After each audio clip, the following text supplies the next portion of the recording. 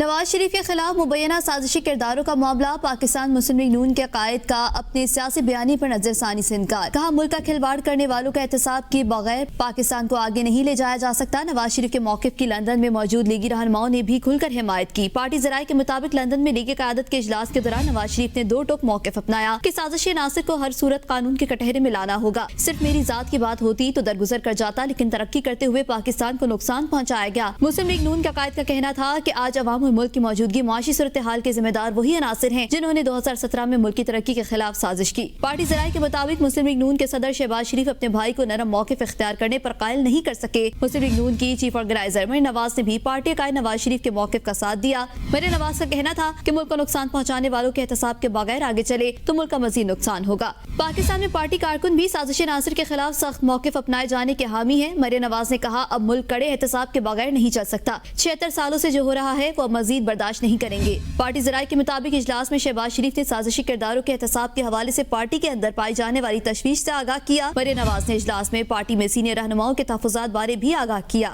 قائد نواز شریف نے پارٹی رہنماؤں کے تحفظات دور کروانے کی یقین دہانی کرائی۔ لیگی قیادت نے فیصلہ کیا کہ نواز شریف اور لیگی امیدوار انتخابی مہم میں سازشی عناصر کے احتساب کا مطالبہ کریں گے۔